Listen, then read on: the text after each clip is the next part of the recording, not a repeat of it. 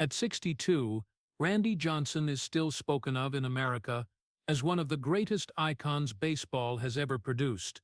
5 Cy Young Awards, nearly 5,000 strikeouts, more than almost everyone who has ever thrown a pitch in history, and the 2001 World Series trophy, where he became an impenetrable fortress for the Arizona Diamondbacks. They called him the Big Unit, a 6'10" pitching machine whose fastball topped 100 miles per hour and made even the most seasoned batters take a step back. On nights when the stadium roared, Randy stood there like an ancient warrior, throwing pitches not just with power, but with a precision that only absolute masters possess. At age 40, when many pitchers have long retired, he threw a perfect game, an achievement that stunned America and proved that legends are not born, they are forged. With the Mariners, he became the nightmare of the entire American League. With the Diamondbacks, he turned into the ultimate weapon that carried the team to the very top. Every pitch he threw was not just a pitch, it was a declaration, a statement that power, when taken to its absolute limit, can leave an entire stadium breathless. But behind those victories was a different story, one that wasn't dazzling, wasn't glamorous, and almost no one ever saw. To create those immortal moments, Randy's body was worn down without mercy, cracked vertebrae, pinched nerves, shoulders in so much pain he couldn't put on a shirt without gritting his teeth. Many mornings he couldn't stand up straight and had to hold onto the edge of the bed just to stay balanced before taking a few steps. Pain was no longer a passing feeling for him, it was his permanent state of being. And the loneliness of a giant who towered over everyone on the field followed him the whole way, misunderstood as cold, seen as a monster instead of a human being fighting not to collapse. Yet Randy never stopped. He kept pitching with a shattered back, kept standing on the mound, though every motion felt like knives, kept fighting even when his soul was drained by the silence that comes after the spotlight. What made him a legend wasn't just the strength in his arm, it was the will that never bowed to pain. And that's why this story isn't for those who believe legends are immortal, because sometimes the most tragic thing isn't failure, but the victory that took everything. If you want to keep exploring the lonely childhood that turned Randy Johnson into the untamed giant of MLB, hit subscribe so you don't miss the next part. Randy Johnson's childhood wasn't the warm picture people usually paint for kids who later become legends. It was a long journey of feeling out of place. A string of days when every morning in front of the mirror made the boy Randy, who was growing so fast he couldn't keep up with himself, ask who he was inside a body that didn't belong to his age. At 15 he was already pushing 6'5". By 16 he had passed 6'7", and by his last years of high school, Randy was no longer a tall kid, he was a giant silhouette standing alone among normal teenagers. But that height wasn't a gift, it was a sentence. Friends laughed, not out of malice, but because they didn't know how to deal with someone who looked too big for everything around him. Teachers were baffled. On the basketball team, he always had to duck so he wouldn't hit the rim. In baseball, they didn't know what position to give him. Even the desks at school were too small for his endless legs. Everything was too tight, the bed, the door frames, the clothes, the bathroom, the whole world. On summer nights, Randy lay curled up on a bed that never fit, legs sticking out, hugging a pillow to his chest, because it was the only way he could feel small, compact, and escape the staring eyes of the world. His parents weren't cruel, just helpless. They didn't know how to raise a son when the world kept reminding him he was different.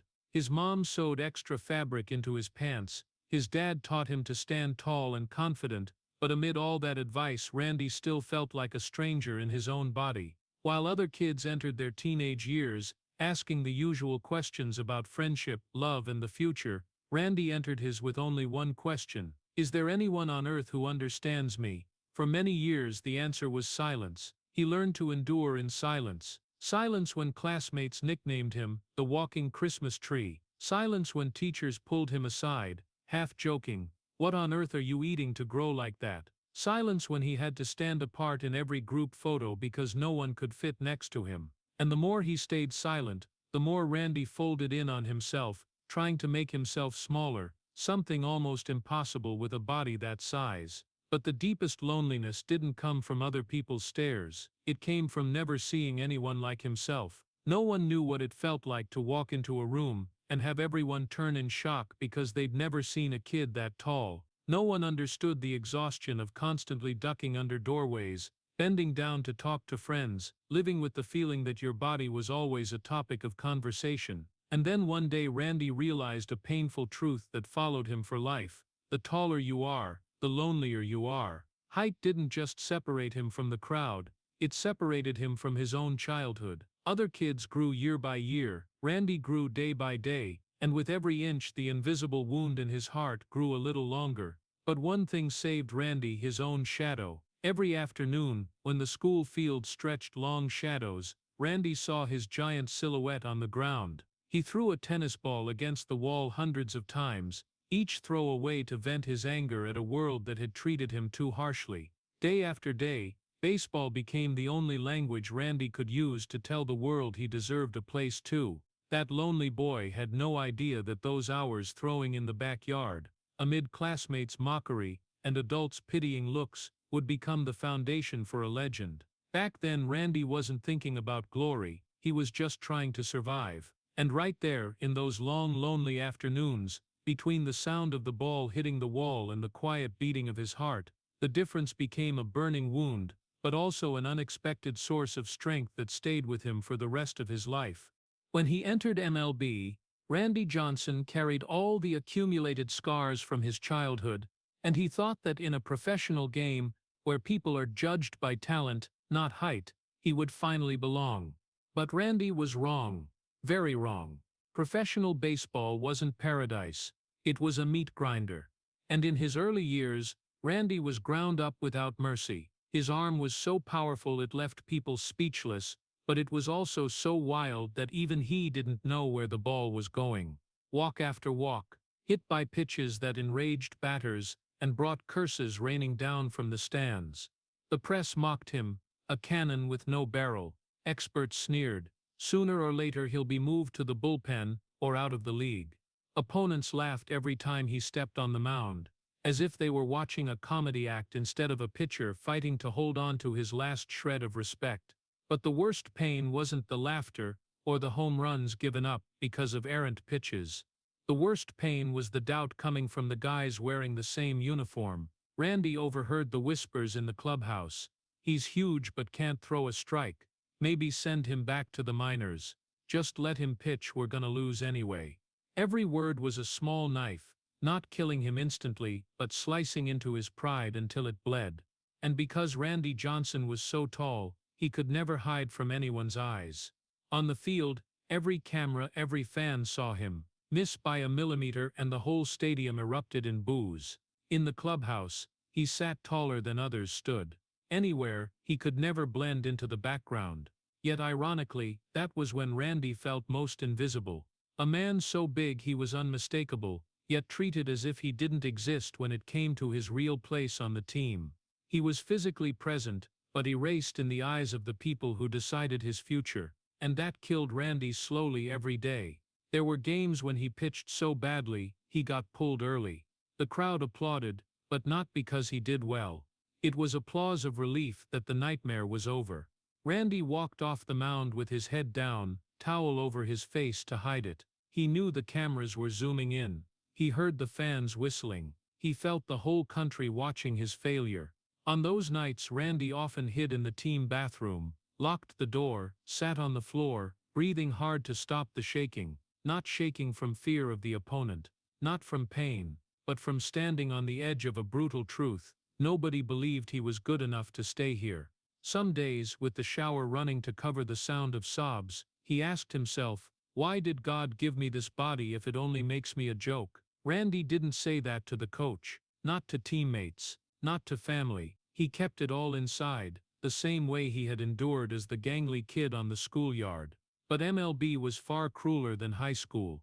This wasn't just a few kids laughing. This was thousands in the stands. Millions watching on TV, dozens of articles every morning dissecting his mistakes. Fear grew into a shadow that choked every night. Randy started doubting himself. Maybe they're right. Maybe I'll never be a real pitcher. But what made that period the most painful wasn't that he pitched badly. It was that he knew he had ability no one else could see yet. A fire waiting to explode, but no one believed in it. That loneliness, that feeling of being dismissed, carved a scar into his soul so deep it stayed with him, his entire career. And in those years Randy learned a brutal truth. Sometimes people don't mock you because you're bad, they mock you because they don't understand the pain you've endured just to stand in that spot.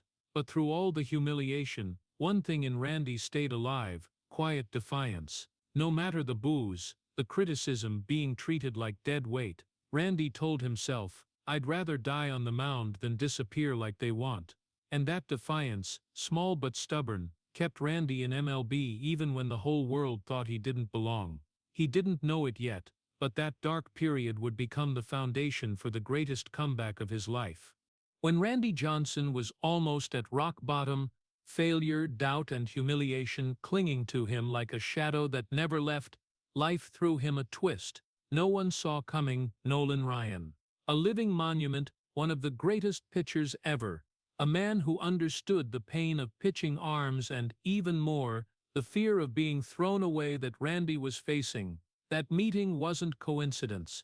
It was destiny. Destiny reserved for people drifting into darkness who still have one tiny flame left unextinguished. When Nolan Ryan first watched Randy throw, he didn't comment right away. He stood with arms folded, studying every movement like he was dissecting it. Randy felt examined down to the marrow. Then Nolan said one sentence Randy would never forget: "You have the strength of a god. But if you don't learn to control it, it will kill you." That wasn't praise, it was a wake-up call. And it hit the deepest pain Randy had been hiding. The sessions that followed weren't practice, they were a purge. Nolan made Randy start over. Stance, arm slot, balance, follow-through, leg drive. Everything torn apart and rebuilt like repairing a cracked structure. Randy was used to relying on raw power, but Nolan taught him a different truth. Power isn't everything. Control is life. That forced Randy to change from instinct to muscle memory, and the price was steep. Sessions went so long Randy dry-heaved from back pain. Every arm slot adjustment felt like the fibers in his shoulder were being torn. Simple throws made the nerves in his spine scream. Some days the pain was so bad, he couldn't button his shirt. Some days he had to lie face down on the floor to calm the pain shooting down his legs. But the cruelest part was that Randy could no longer blame his height, his body, or other people's prejudice. If he failed now, the fault was his alone. And that made every session not just a battle with muscle, but a battle with the fear that all his sacrifice would lead nowhere. Nolan Ryan understood. He had been there. So Nolan didn't just fix Randy's mechanics, he healed the shattered belief inside this giant. One day, after a brutal session where every pitch went wrong, Randy collapsed onto the ground, hands over his head, breathing like he was fighting his own body. Nolan walked over, sat beside him and said quietly but firmly, "Randy, you're not fighting against your body, you're fighting for your future. Don't quit when you're this close to beating it." Randy looked up, and for the first time Nolan saw tears in the eyes of the man everyone thought was made of steel. But from that moment of weakness, Randy truly began to change. The workouts got even harder. No more coddling of natural talent. Every pitch became a plea for one more chance to stay in MLB.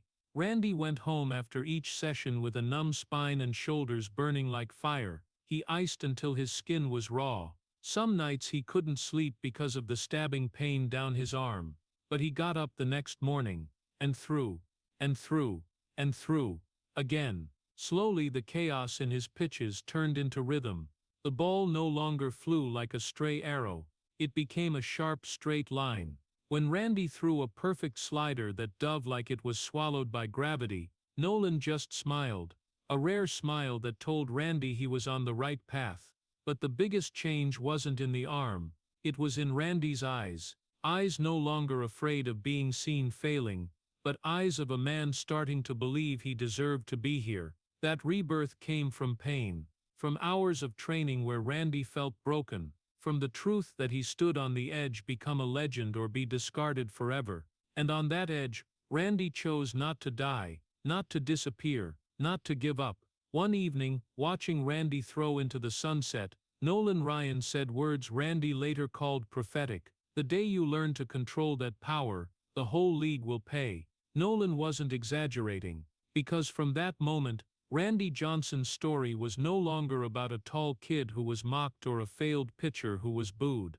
It became the story of a man reborn in tears, who turned God-given strength into a weapon forged from pain, discipline, and the terror of being forgotten. And from that rebirth, MLB was about to witness something never seen before. Randy Johnson, the man they once laughed at, was about to become every batter's nightmare in America. When Randy Johnson returned to the Seattle Mariners with a body rebuilt by Nolan Ryan and a spirit welded back together by pain, many thought he had risen from the ashes. But the truth was more complicated. Rising from the ashes doesn't mean the scars disappear. It just means you learn to carry them. And Randy carried them into the 1995 season, the season the entire country, especially Seattle, would never forget. It wasn't just baseball. It was a rescue mission, a do-or-die season, a season in which Randy Johnson, the man once seen as a failure, became the soul of the team.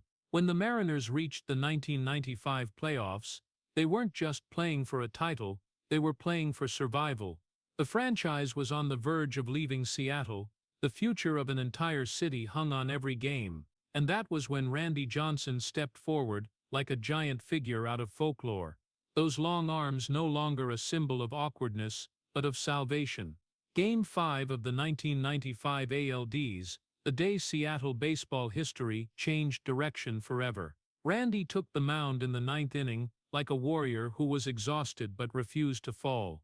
He had pitched out of the bullpen, started, relieved, gone from nearly dead on his feet to ready to die on the field. People remember Ken Griffey Jr.'s slide into home, but they forget that without Randy pitching that ninth inning, there would never have been that victory. But when the cameras turned off and the cheers died down, Randy quietly walked into the clubhouse, coughed lightly, then collapsed into a chair like a man who had just traded years of his life for a city. He bowed his head, hands clutching his back, breathing in short gasps. Knife-like pain shot down his spine so badly he couldn't stand straight. Every time he bent to untie his shoes, he had to grip the bench to stay balanced. His shoulders hurt so much that lifting an arm was a challenge. Sometimes just putting on a shirt, a tiny act normal people never think about, made him grit his teeth. In Seattle they saw the fire, they saw the dominance, they saw the big unit like a myth, stepped out of some strange tale. But no one saw Randy sitting motionless in the corner of the clubhouse, forehead against the cold metal locker, eyes closed in total silence, the silence of a man who knew today's glory was bought with a price he would pay for the rest of his life. Randy Johnson, the giant an entire city placed its faith in, lived that season on a double-edged sword. One side birthed a legend, the other ground his body down day by day, and that pain wasn't ordinary pain. It was pain from cracked vertebrae, nerves stretched like piano wire, pain that kept him from sitting on the team bus. On many road trips, Randy had to stand or kneel on the seat to take pressure off his lower back. Teammates thought he was weird, but the truth was, he was just trying to survive the ride. Some nights he slept on hotel floors because the mattress was too soft and sent waves of pain up his spine. When the Mariners reached the ALCS, his body was close to betraying him, but his spirit wasn't. He knew he carried not just his career on his shoulders, but the hope of a city, of Seattle kids wearing number 51, of fans who believed the team wouldn't leave if the Mariners won. Randy didn't pitch just for himself, he pitched for Seattle. In every game that year there was a tiny moment the cameras never caught, Randy alone in the tunnel, running his hands over his face, trying to summon focus, trying to forget the pain tearing through his back. He breathed out slowly, not to calm himself, but to trick his body into holding on a little longer. Just a little longer, one more time. He always understood, the summit is where people die slowly and no one sees. And Randy stood right there. Gradually the press started praising him. Teammates respected him. The whole league began to fear him. But Randy knew they only saw half the picture. They saw the 100-mile fastball, They saw the slider that dropped into an abyss. They saw the ice-cold stare he gave the catcher for the sign. But they didn't see him bending like an 80-year-old to put on his shoes. Didn't see him buried in ice packs after every outing. Didn't see his hand tremble slightly after an especially hard throw. Didn't see him quietly ask the trainer for a few private minutes to endure internal agony without shattering the image of a giant. In Seattle, the legend of Randy Johnson was born. But also in Seattle, his body began to fall apart. And that paradox is what made the 1995 season both a salvation and a life sentence for Randy. A sentence with no signature, no judge, but permanent all the same. When the Mariners won, Randy walked toward the crowd waving, but every step felt like another crack forming inside him. When they lost, the guilt was so heavy he wanted to hide from the clubhouse because he believed it was his fault. He never allowed himself to be normal. If the team won, he had to pitch better. If they lost, he took the blame. That was how Randy lived. He carried everything on his shoulders, even things that weren't his to carry. But that was exactly what made him the Randy Johnson the world knows. A warrior who never stepped back even when his body had long wanted to collapse. A legend born from the broken pieces inside. A man who threw every pitch like it was the last one of his life. And bitterly, beautifully, that way of living took him to the very top, while inside, he was dying slowly, and no one saw. The 1995 Mariners wasn't just the greatest season of Randy Johnson's career, it was the season that marked the moment he accepted that to become a legend he had to trade his body. And he accepted it, without regret, without hesitation, because for Randy Johnson, greatness never came from talent. It always came from pain. From the refusal to fall, from the will to survive when the world wanted to watch him collapse. And that season was only the beginning of the legend that would make all of America tremble in the years to come. In 2001, Randy Johnson left Seattle to start a new chapter with the Arizona Diamondbacks. No one knew that would be the year America went through the greatest tragedy of its generation, and the year Randy threw the most important pitches of his life. From a great pitcher, he became a symbol of national resilience. When America lay buried in the dust of September 11th, when the entire country was hurting, angry, and afraid, baseball, once just entertainment, suddenly became the thread pulling Americans back together. And the Arizona Diamondbacks, a young team only a few years old, unexpectedly became the hope of a desperate state. Randy Johnson understood that better than anyone, because for a man who had lived his whole life in loneliness, he knew what it felt like to search for light in the darkness. From the very first day of that late fall season, Randy pitched as if every throw was a prayer sent into a sky America would never look at the same way again. In every game he stepped onto the mound with the eyes of someone who understood that sometimes pitching isn't just a sport, it's duty, it's comfort, it's faith. When he walked into Chase Field, Randy felt the roar wasn't just for him. It was the roar of a nation clinging to anything still unbroken. An old fan held up a sign in the stands. "We need heroes again." Randy read it, and that night he pitched like an answer. The 2001 playoffs weren't just a miracle, they were a tragic epic. Randy and Curt Schilling became the greatest duo in baseball history, but behind the glory was sacrifice almost no one saw. Randy took the mound with vertebrae cracked in pieces, nerves in his back so pinched that one wrong move could drop him. Yet he still pitched, because Arizona needed him, because America needed men like him. Through the NLCS and the World Series, game after game, he iced after every inning, twitched in pain but refused to leave the field. Some mornings he had to crawl out of bed, unable to stand because pain shot from his lower back to his neck. But by nightfall he was on the mound with eyes cold as steel. Game 6 of the World Series, Randy pitched like he was fighting the darkness swallowing the country. Game 7, when Curt Schilling left in the 8th, when America's sweat fell with every pitch, Randy stood up, and he said 3 words that silenced the whole team: "I'll finish it." He walked to the mound without warming up, without introduction. He threw with an arm already shattered, a body worn down by 20 years of sacrifice, a heart beating with the pain of millions. Every pitch was a declaration that we were still standing, that some things in this world could not be broken. That night Randy didn't just throw baseballs, he threw hope back into a broken country. And when the final pitch hit the glove, when the Arizona Diamondbacks were officially champions, when the stadium exploded in screams and tears, Randy simply knelt down, not from joy, not from pride, but because he knew that victory had been bought with things no one saw: sleepless nights, convulsing pain, moments he couldn't get out of a chair, times he almost quit because his body hurt too much to keep fighting. When Curt Schilling hugged Randy, he didn't say congratulations. He said, "You saved us, you saved Arizona." And in that moment, Randy Johnson was no longer just a great pitcher, he was part of America, a part that rose from pain, a part reborn from ashes. But like every beautiful tragedy in sports, that light always comes with a price. After Game 7, Randy went back to his hotel room, threw his jersey on the floor because his shoulder hurt too much to take it off gently. He lay on his back on the carpet, gasping for air like he'd just escaped something dark. That night he didn't sleep.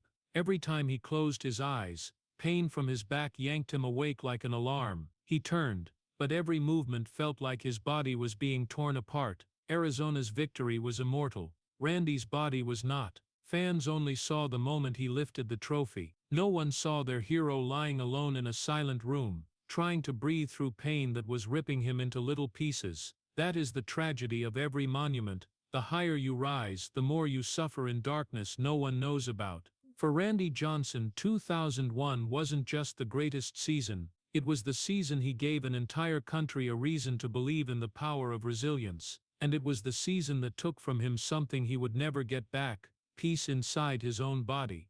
In the early 2000s, when Randy Johnson entered the absolute peak of his career, MLB no longer asked whether he was a good pitcher. The only question was, who could survive facing him?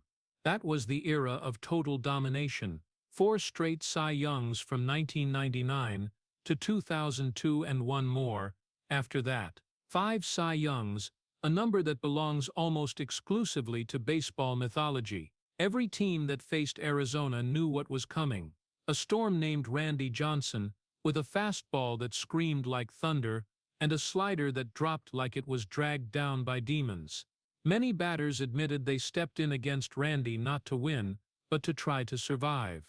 But the more people feared Randy, the higher the price his body paid. His spine degenerated vertebra by vertebra. Pinched nerves in his back sent shooting pain down his legs if he sat wrong even once. His throwing arm endured stress no normal body was meant to take. Torn muscles became routine. Bruising too, shoulder pain so bad he massaged for hours before games and iced for hours after. But the worst was the sleeplessness caused by pain. Many nights Randy couldn't lie down because turning over felt like being stabbed. He sat on the edge of the bed, elbows on his knees, back hunched to take pressure off his spine. Some nights he sat like that for 3-4 hours. When morning came, he stood up by pushing down on the bed with both hands like a 90-year-old man. Then a few hours later he stepped on the mound like an invincible warrior, and no one knew what had happened in the dark before. The most painful paradox of Randy's life was the more people worshipped him, the lonelier he became. No one wants to hear about a legend's pain. They want strikeouts. They want 102 miles per hour. They want pitches that make batters buckle. Pain, it's seen as weakness, something that has no place in the story of a giant. So Randy learned silence. He didn't tell reporters, didn't tell teammates, didn't tell coaches. His pain only existed in empty rooms, training rooms, clubhouses, hotel rooms, places where he could exhale without being seen as weak. Every time he set a new strikeout record, cameras caught Randy raising his fist to the sky while the stadium erupted. But no one caught him in the bathroom after the game, doubled over because a spasm across his back forced him to hold the wall to stay upright. No one saw his hand shake slightly when he unwrapped the tape from his pitching arm. No one saw him sit motionless for dozens of minutes in the clubhouse, just waiting for his body to calm down enough to put on a shirt for the press conference. The peak Randy stood on wasn't paved with light. It was paved with cracked vertebrae, torn muscles, damaged nerves, sleepless nights, and suffocating loneliness. An old coach once said, if Randy had been born in ancient times, people would have built statues to worship him, but they wouldn't know how many wounds that statue was built on. And that's the truth. Every Cy Young was a medal, but also a scar. Because to dominate MLB at 36, 37, 38, Randy had to keep trading his health like a warrior who swore to die on the battlefield. Only Randy wasn't fighting enemies, he was fighting his own body. In those years he became every batter's nightmare, but also his own nightmare. The hardest throws were the most painful. The greatest games were followed by the cruelest nights. Randy pitched to win, but he also pitched because he knew if he stopped, if he weakened, if he failed, MLB would not forgive. Today's worshipped legend could be tomorrow's forgotten man, and Randy could not bear being dismissed one more time, so he kept throwing with whatever was left in his body. He accepted pain, accepted sacrifice, accepted trading years of his life to keep the only honor he truly valued, being recognized as a real pitcher. But perhaps the loneliest thing in Randy's life was this: even when he reached a height no one else could touch, he still felt empty, not because he wanted more, but because he knew the price. Painful old age, endless sleepless nights, difficult steps, had already been decided at the very moments he was praised the most. Baseball gave him immortality, but it also took the most important thing, peace inside his own body. And Randy Johnson, the man who once made an entire league tremble, understood that legends are sometimes built not from glory, but from things no one wants to see: pain, loneliness, and a perseverance so ruthless it borders on cruelty. Even though Randy Johnson could terrify all of MLB with a 100-mile fastball, he could not escape a fear deeper than any batter ever felt facing him: the fear of hurting the people he loved. During his most glorious years, Randy didn't just pay with his body, his family paid too, and that gnawed at him more than any physical wound. Randy loved his children in the way of a quiet man: no fanfare, no show, but deep and steadfast. He wanted to be the dad present for every moment: the first practice, the school play, bedtime stories. But the pitching life pulled him the opposite way. Instead of being with family, Randy was in foreign ballparks, nameless hotels, endless red-eye flights. He wanted to be there, but baseball always demanded more. Every season was 162 games, plus spring training, postseason, media days, workouts, injury rehab. Slowly Randy realized he was living in two worlds, and the world he most wanted to protect was the one he was absent from the most. There were times his kids called on video after a game, small faces glowing on the screen. "Daddy, when are you coming home?" Randy heard that question so often it carved itself into his heart. He never answered the truth: "I don't know." Instead he smiled, hiding eyes ringed with exhaustion and pain, hiding the guilt choking him. And then there was another crack, one that never made the papers fully, but left a permanent mark on Randy's soul: the 1998 paternity case, involving a daughter born out of wedlock. It wasn't a celebrity scandal. It was real life, complicated, sensitive and painful. It started when a woman sought to establish paternity, and the story quickly became fodder for the press. Sensational headlines dug into the private life of a man who always tried to stay private. But behind the legal papers and hot news was a simple, raw truth: a child had been born, and Randy had to face his responsibility. No judgment, no embellishment, just a scar, a reminder that even if you throw the hardest in the world, you can still hurt people without meaning to. The matter was resolved, and Randy took responsibility as a father, but the emotional damage didn't vanish. He never spoke much about it, not from shame, but because he felt the pain belonged to more people than just him. A close friend once said, "Randy doesn't cry when his back hurts, but family stuff that gets him." And that's the Randy Johnson few people know. A man with a heart more fragile than anyone imagines. On the field he could control velocity, location, angle. In life he could not control the consequences of absence: birthdays missed, summers not spent together, parent-teacher conferences he only heard about later. Greatness always has a cost. Randy understood that deeply. He accepted his body being ground down for his career, but he was never prepared to trade the people he loved. And that is the tragedy of men like Randy. They're not afraid of pain, they're afraid of causing it. The greater he became,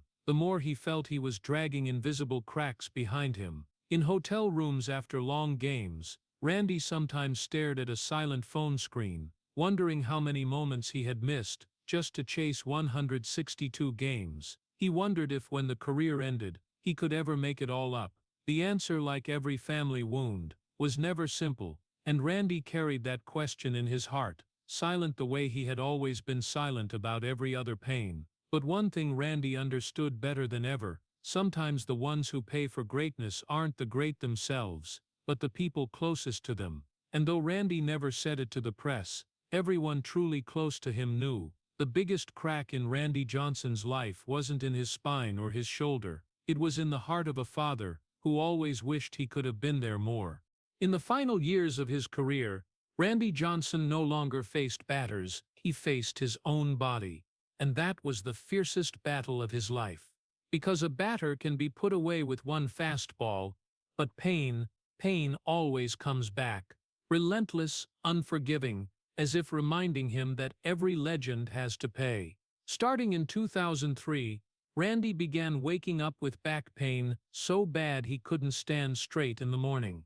Doctors said his spine had degenerated 20 years beyond his actual age. Pinched nerves made his legs go numb. Sometimes everything below the waist felt like it no longer belonged to him. Some days he couldn't hold a glass without shaking. Some days he couldn't bend to tie his shoes. Some nights he lay perfectly still, afraid to move a few centimeters, because the pain felt like a blade slicing through his lower back. And whenever the pain peaked, Randy stared at the ceiling and quietly asked, "How much longer can I throw?" Then came the shoulder injury, the cruelest warning any pitcher can receive. When Randy's shoulder started showing tears, he didn't tell anyone. He hid it, he toughed it out. But the body can't be fooled forever. One day, trying to lift his arm to put on a shirt, the pain was so bad he dropped to his knees, clutching himself like he was falling apart. He tried to stand, but his legs shook, betraying him in front of the mirror. Randy, the man an entire league feared, couldn't hold his own shirt. That was the moment he knew he was losing the most important thing, the ability to pitch. And when a pitcher loses his arm, he doesn't just lose a career, he loses his identity. He loses himself. Right then, the greatest fear of Randy's life appeared. Not fear of injury, not fear of failure, but fear of no longer being Randy Johnson. He didn't dare tell anyone, but on nights sitting on the edge of the bed, Randy often asked himself, "If I can't pitch anymore, who am I?" That wasn't a simple question. It was the question of a man who had spent his whole life becoming one thing, and now feared that when that thing disappeared, he would become nothing. And that emptiness reminded Randy of a completely different story, about a completely different person who felt the same pain, Simon Cowell. Randy had seen an interview where Simon admitted that during years of scandal and accidents, he felt no longer himself, as if his identity had fallen out of his body. Randy understood that feeling down to his bones, because he was living it. A legend trying to cling to his existence in the eyes of the world. A man once celebrated, now terrified that public silence would come faster than he thought.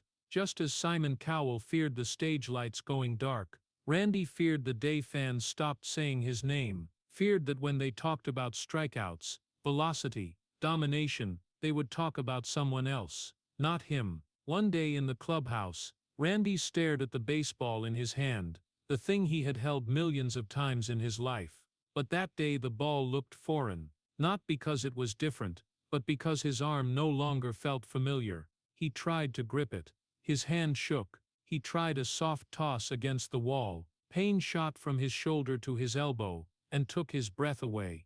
And he understood his body was betraying the only dream he'd had since childhood. Surgery became inevitable. Randy walked into shoulder surgery with cold eyes, but slightly trembling hands. He had faced thousands of batters, but no battle scared him like this one, fighting his own body. When he woke up, he didn't feel victory. He felt empty. The doctor said he needed time to recover. Randy only heard, "You can't throw for a while," and in his head echoed the familiar question, "What if I never throw again?" Recovery after surgery was a long string of days drowning in fear. Randy tried to grab a water bottle. It fell. He tried to lift a towel. His arm gave out halfway. Things he once did without thinking now became trials, and every small failure hurt in a way no physical pain ever could. One day during physical therapy, Randy asked the rehab doctor, "Will I ever throw like before?" The doctor was silent for a few seconds, and that silence was the most painful answer. When he returned to the field, the crowd cheered. They saw Randy Johnson, the legend with the long stride and icy stare, but no one saw the morning he couldn't raise his arm to brush his hair. No one saw him grit his teeth climbing the dugout steps. No one saw his hand shake while signing autographs. People only saw the stage. They never saw the fear. Just like Simon Cowell lost face before the world when his appearance changed, and he was betrayed by his own image, Randy lost faith in the very body that had taken him to the top. Nothing is crueler than being betrayed by what you thought was your greatest strength. But Randy, like every other time in his life, did not give up. He kept fighting, not for fame, not for records, but for one simple truth: he didn't know how to be anything other than a pitcher. And so, with fear and hope both in his heart, Randy pushed through the pain, trying to reclaim every inch of strength, every bit of control, every piece of who he was, because he understood one thing: only on the mound, only throwing a baseball, was Randy Johnson truly Randy Johnson, and he was not ready to lose himself. When Randy Johnson officially announced his retirement in 2010, the entire country of America stood up and applauded. They honored him as one of the greatest pitchers in history, a man who had redefined power, terror, and domination in MLB. But as Randy walked away from the field amid the cheers of tens of thousands, no one knew that inside him, a cold emptiness was forming, an emptiness that all the medals, titles, and records could not fill. The shock of retirement didn't come slowly. It hit him instantly, like a door slamming shut. One day he stood in front of 50,000 people roaring. The next day he sat alone in a house so quiet it felt eerie. No more crack of the bat, no more pop of the glove, no more stadium erupting when he threw a perfect slider, no one calling his name anymore. Instead there was the ticking of a wall clock, the wind outside the window, the creaking of his old bones as he walked down the stairs. For more than 2 decades Randy had lived inside a whirlwind of pressure, a pressure he once hated, complained about, thought was killing him. But when it vanished, Randy discovered the painful truth: he didn't know how to live without it. He had thought he longed for quiet, but when it came, he was terrified. Terrified to the point he couldn't sleep for weeks. The first night after retirement, Randy lay in bed tossing and turning for hours. His body hurt as always, but for the first time he didn't know he would throw the next day to push through the pain. He woke up in the middle of the night thinking he heard the crack of a bat, yet the house remained in absolute silence. He went downstairs, turned on the kitchen light, leaned against the counter, and realized the terrifying truth: he missed the noise of the ballpark. Randy missed the things he once thought he hated: the interviews, the practices, the packed schedule. He missed the nausea-inducing pressure before every big game. He missed looking at the catcher's mitt, hearing the umpire yell strike, watching batters back off because the ball had just buzzed their face. And then he missed being Randy Johnson, the man everyone feared. But now, no one needed him to pitch anymore. No one waited for him to take the mound.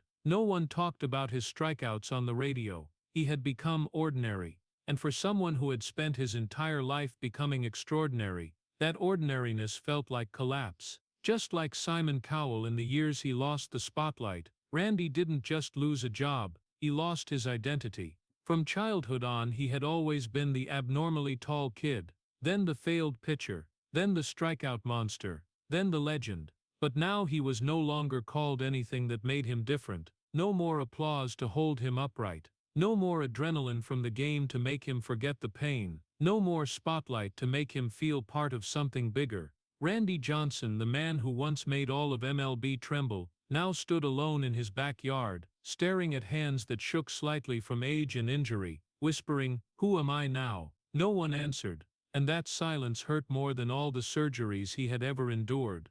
In the first few weeks, Randy tried to find an escape. He watched baseball on TV, but felt out of place, like looking at the world he once belonged to through thick, cold glass. He went to Diamondbacks games. Fans stood and applauded when they saw him. But when he sat down, the cheers vanished like waves pulling back from the shore. A few people recognized him and asked for photos, and when they walked away, Randy sank back into silence. Some mornings he woke up and automatically started his old workout routine. Then he stopped, remembering there were no more games, no more mound waiting, no more catcher ready for his pitch. That feeling wasn't sadness, it was emptiness, an emptiness that slowly swallowed pieces of him. One day Randy confided in a close friend, "I don't know where I belong anymore. Baseball is the only thing I was ever good at." His friend looked at him, sighed. "You weren't good at baseball, you were baseball." But Randy didn't believe it. He felt severed from his own soul, just like Simon Cowell when he left the spotlight and was betrayed by silence. Randy had to face the cruelest thing, not that the world forgot him, but that he no longer recognized himself. And in the quiet of an evening in his suburban Arizona home, Randy realized a brutal truth: every great athlete eventually faces the field. Always find someone to replace you, but in your heart, the field can never be replaced. Retirement isn't the end of a career, it is the end of a life. And Randy Johnson, the man who once dominated MLB, now had to learn how to start over from zero, at age 46, with a body ready to break, and a soul that had lost itself.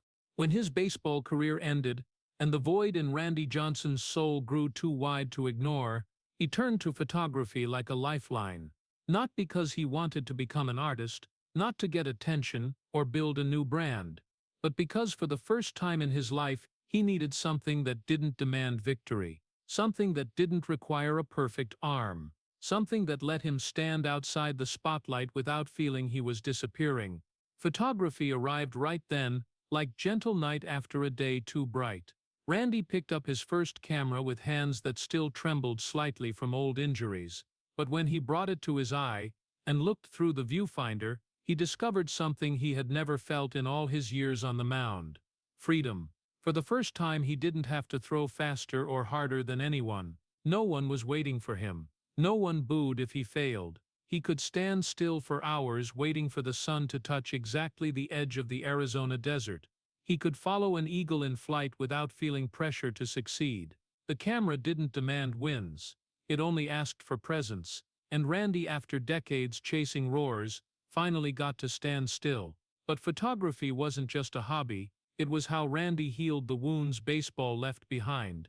The wounds no one saw. Taking pictures let him step back, observe a world he used to rush past. Every shutter click was a deeper breath. Every photo was a reminder that even without the mound, he still existed in a different way. Slowly Randy began shooting sports events. Not for money, not for fame, but because he wanted to be near the field without carrying its pressure. Yet the paradox was standing behind the lens sometimes hurt more than standing on the mound. When he photographed young athletes, powerful, shining, confident pitchers, he saw in them the young version of himself. The eager eyes he once had, the strong strides he once took, the dreams that soared with every pitch. And in every young face he also saw the future they didn't yet know: back pain, shoulder pain, surgeries, physical therapy, sleepless nights terrified of losing themselves. Randy knew better than anyone.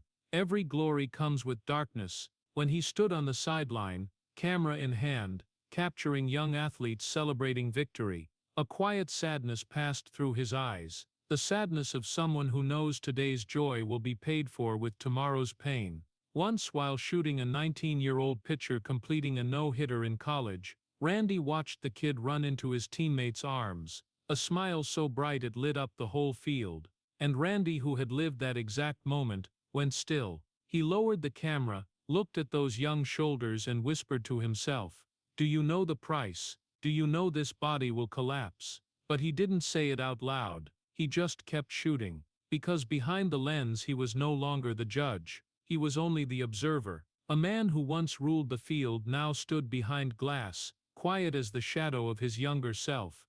And in that quiet he found something the field had never given him. No one demanded he be strong. No one demanded he be invincible. No one expected anything from his painful arm anymore. Photography gave him the miracle his entire baseball career never did. No one looked at him like a legend. They looked at him like a human being. a tall human still learning to live outside the glow. But even though photography helped Randy find balance, it couldn't hide the deepest pain. The feeling of standing outside the life he once belonged to. He no longer smelled the clay on the mound, no longer heard the catcher slap his mitt, no longer felt adrenaline race down his spine when the stadium lights came on. All he had was the soft click of the shutter, gentle, refined and sad, like the sigh of a legend with nowhere left to stand. But Randy kept shooting, because every photo was a step closer to accepting the truth, that life can go on even when the most important chapter has closed. And in the darkness of the lens, Randy Johnson, the man who once lived under blinding glory, found a different kind of light, softer, quieter, but enough to keep him standing. At 62, Randy Johnson lives in a paradox only the greatest athletes understand. His body is larger than life, yet more fragile than anyone imagines. At 6'10", every step carries the faint sound of tired joints, of a spine that bore wrong stress for 4 decades, of nerves once so pinched he went numb from back to heel. There is no longer a 100-month fastball inside Randy, only days that begin with physical therapy and end with lingering pain. Randy has to rehab almost every day, not to get stronger, but simply to keep the ability to walk. Doctors have warned, if he skips a few months, the risk of losing the ability to stand up on his own within 10 years is very real. Exercises that are simple for others are battles for him. Lifting a leg a few centimeters, gently rotating the hips, stretching the back. One wrong move and an electric jolt shoots from his lower back down his leg, dropping him to his knees gasping. Randy's back pain isn't ordinary soreness. It feels like someone drove a knife deep into a vertebra and twists it slightly every time he tries to bend. When he stands up, the sciatic nerve pulls like it's about to snap. Sometimes his left leg goes numb for seconds, forcing him to grab a table or wall so he doesn't fall. Carrying anything heavier than a small bag makes his shoulders scream. Even sitting requires constant shifting to avoid pressure on the spine.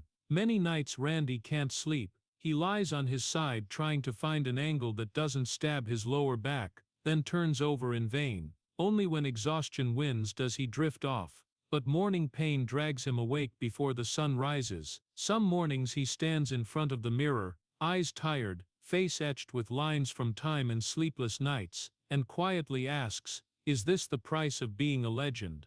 But physical pain is only half the story. The other half is the mental scars time cannot erase. Randy was used to living under blazing stadium lights, the roar of 50,000 people, the intense feeling of existence when the whole world watched him. But at 62, silence surrounds him more than light. The older he gets, the fewer people check in. Fewer people care how he's doing. The ones who once worshipped him now have new families, new idols. MLB keeps producing younger, stronger pitchers, and fans gradually say the name Randy Johnson less. He knows that's natural, but it still hurts. Hurts in a way only those who have stood at the top understand. Worshipped when strong, forgotten when weak. At 62, Randy isn't afraid of death. He's afraid of fading. Afraid of becoming an old photo in a stadium hallway. Afraid that one day a young fan will see his name and ask who was that guy. Just like Simon Cowell watching time steal his light, Randy feels clearly the cruelty of the profession he gave his whole life to. Sports waits for no one. When you're strong, you're the hero. When you're weak, you're a memory. When you're in pain, you disappear in silence. Still, Randy doesn't blame baseball. He's just learning to accept. Some days he walks slowly down the old stadium hallway in Seattle, fingers brushing the framed photos, realizing his entire life hangs there, frozen like a finished chapter. He stands a long time in front of the 1995 season photo, the season that saved a city, and smiles sadly. Not a smile of regret, but the smile of someone who knows all glory has a price, and he paid that price with his whole body. But Randy also knows a deeper truth. The body can crack, the spirit can scar, but his will, the will that kept him standing on the mound for decades, remains intact, and that is what keeps him upright. Even if slowly, even if painfully. Randy Johnson at 62 no longer throws like before, but he is still living proof of a truth. America has always revered real strength isn't in how many times you win, it's in how many times you get back up after being knocked down. At 62, when Randy Johnson stands behind the lens, watching young athletes throw with the explosive power of their 20s, he doesn't just see the future of American baseball, he sees himself. Not the glorious, powerful, invincible version that dominated the league, but the fragile, breakable version stepping onto a path Randy knows better than anyone, the path to pain, surgeries, and years, lived with the fear of losing yourself. One day Randy agreed to photograph a college team in Arizona. On the team was a 20-year-old pitcher, radiant like early summer desert sun, with a 99 fastball and eyes that shone like the whole world was waiting for him. When he threw, the crowd stood, clapped, cheered. That young man had everything Randy once had: height, confidence, God-given talent, and eyes that had never seen the darkness a pitching career brings. But a few months later, Randy heard the news. The kid needed Tommy John surgery, a torn elbow ligament, almost a rite of passage for the new generation of pitchers. Randy froze when he heard it, as if someone had just retold his own life story in a younger voice. The 20-year-old who had just been celebrated for 99 miles per hour was now lying in a hospital bed, arm in a brace, future hanging between light and shadow. Randy went to visit him. In the sterile white hospital room, the young pitcher forced a smile when he saw him. "I'll be fine, sir. They say I'll come back even stronger." Randy nodded. He had heard those words many times, but looking into the kid's eyes, Randy felt the panic he was trying to hide, the exact same panic Randy had felt after his shoulder surgery. When the boy asked, "Did you ever go through this?" Randy answered softly, "More than once." And in that moment, Randy understood something he had avoided facing for years. He had passed on to the next generation both the light and the darkness. He had opened the door to a world where a powerful pitch is an icon, but he had also opened the door to wounds no one sees. Leaving the hospital that day, Randy sat in his car a long time without starting the engine. He thought about the dozens of young pitchers he had photographed, youthful, powerful bodies, promising arms, and he knew not all of them would reach the top.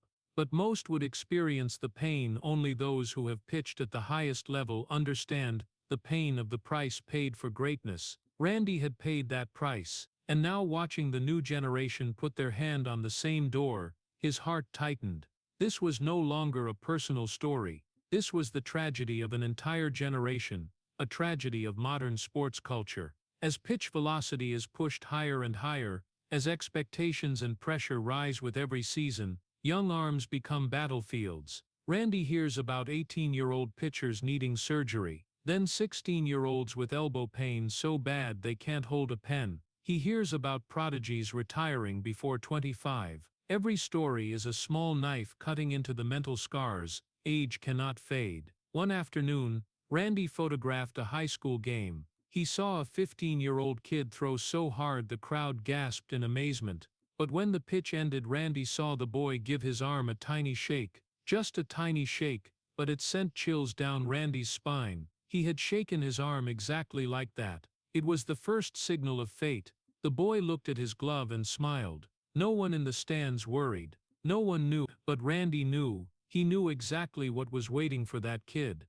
And that pain, the pain of watching someone else's future swallowed by the same nightmare, hit him harder than any line drive ever had. A reporter once asked Randy, "Do you think you inspire the new generation of pitchers?" Randy was silent a long time, then answered in a low voice, "Yes, and I'm also the one who opened the path that injures them." That is the answer of a man who understands legacy is not only light, but darkness too. Just as Liam Payne's death made Simon Cowell look back on his whole life with nameless pain, watching young pitchers repeat his wounds makes Randy's heart feel crushed. It makes him wonder if his own success unintentionally became a curse for the next generation.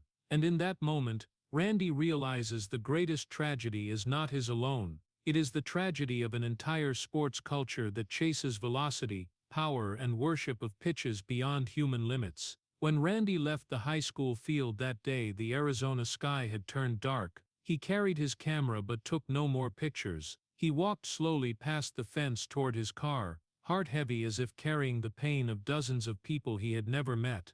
Randy Johnson was once a legend of MLB, but at 62 he has become a witness to baseball's new tragedy, a tragedy he is unintentionally part of.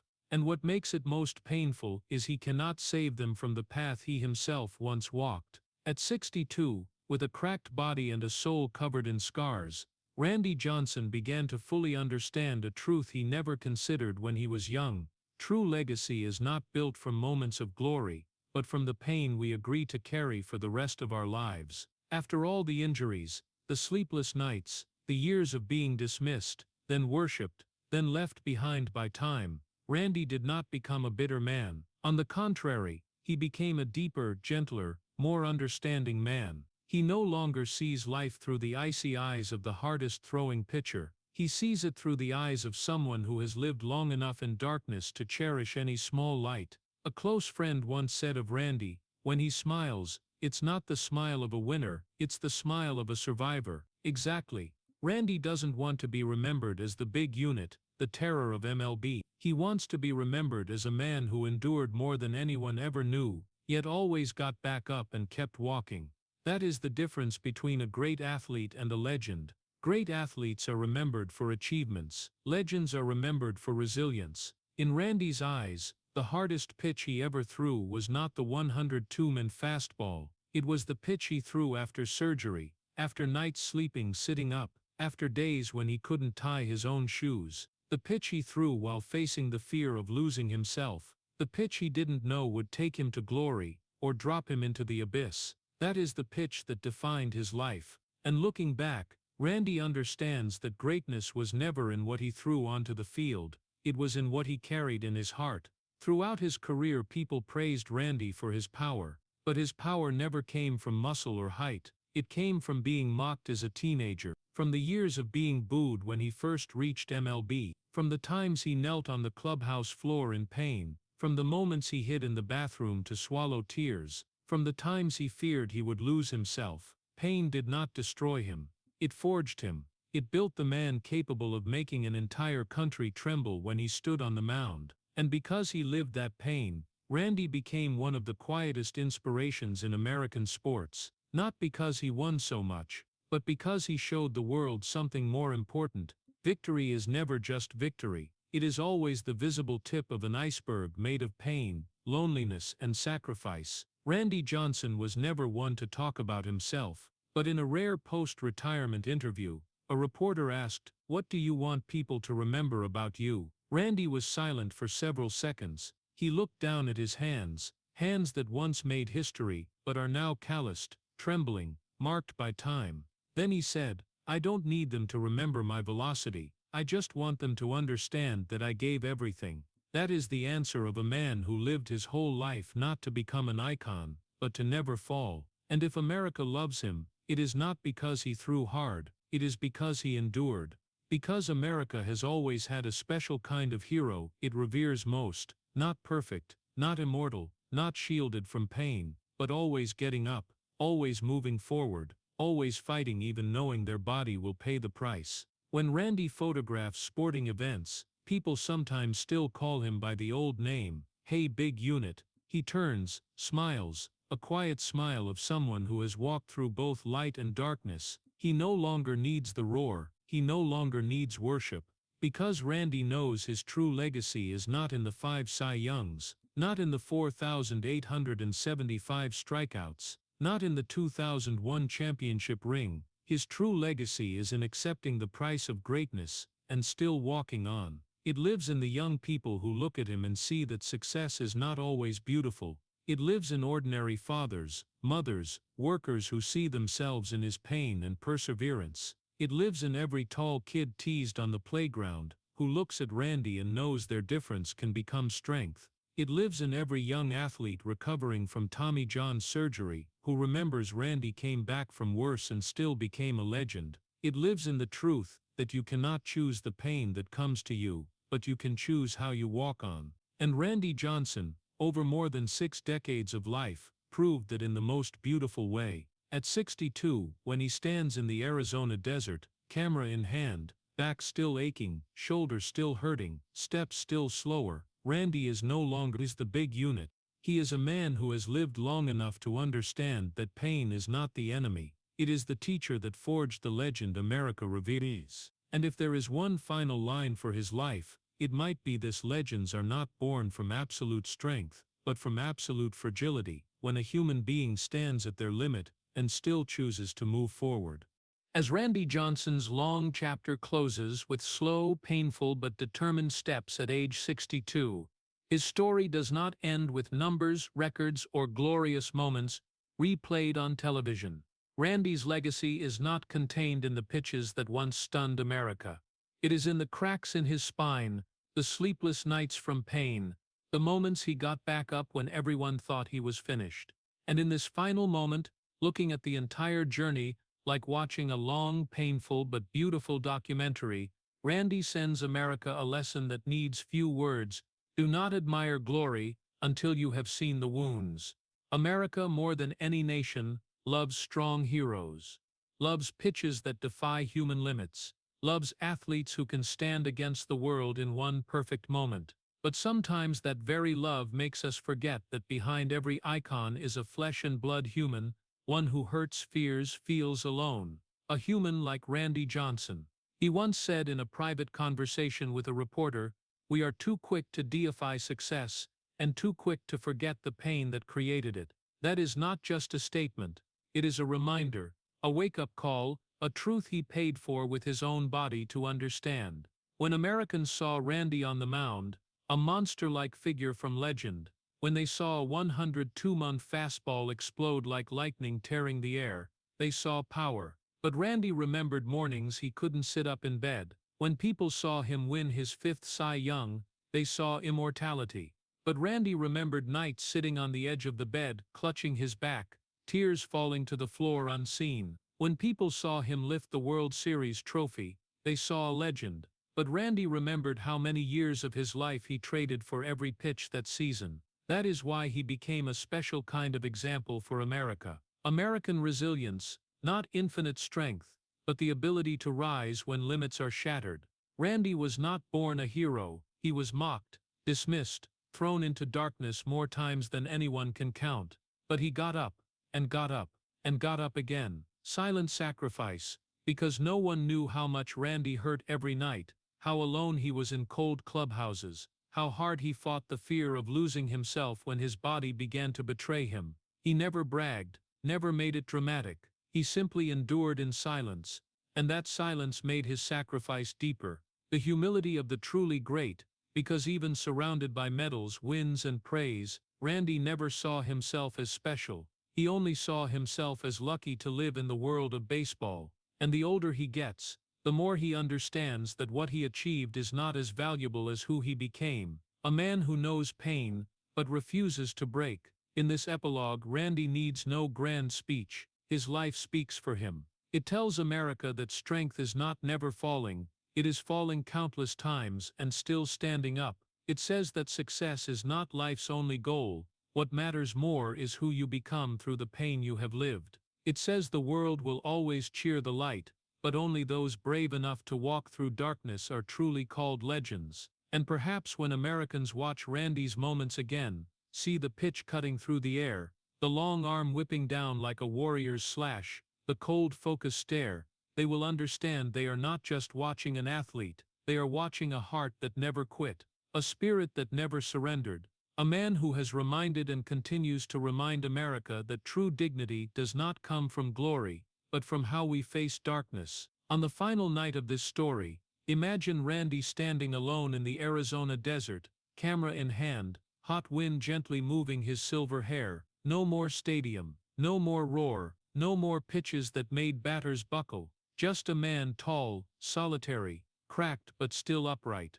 And like a whisper to everyone who ever believed in him, who ever loved this game, who ever grew up watching him pitch, the narrator's voice of Randy Johnson's own life rings out, slow and etched deep. Randy Johnson is not immortal, but what he endured to inspire us, that is eternal. There is a very American sadness that hangs over Randy Johnson's story, a country that celebrates strength, speed, achievement, yet often only realizes the price when its heroes' bodies finally break.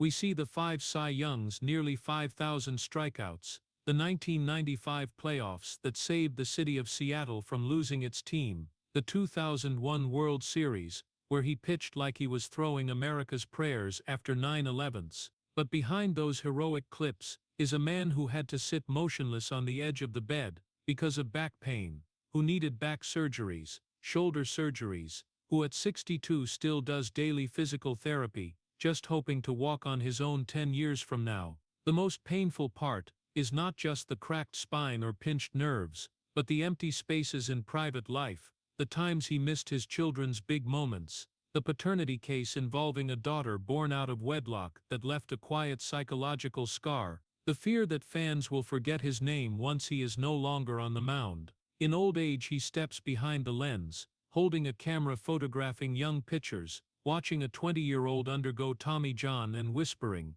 "I opened the door for them to follow, but I also opened the door straight to pain." That is not just a personal tragedy, it is a mirror for all of American society. We have built a culture that worships success so fiercely, we turn a blind eye to the pain it is built on. Randy says he does not want to be remembered as the hardest thrower, but as the one who endured the most yet kept walking. The lesson for America is clear: before you cheer, learn to see the wounds. Before you turn someone into a god, ask yourself if you have treated their human fragile side with enough kindness. Because in a country that worships big units, what we need most is empathy, humility and respect for those who quietly pay the price to keep the American dream alive. If you believe Randy Johnson's story of resilience and pain deserves to be shared, please hit subscribe to keep walking with us. Thank you for watching, and see you in the next video, where we continue to honor the people who make America stronger through the very wounds they carry.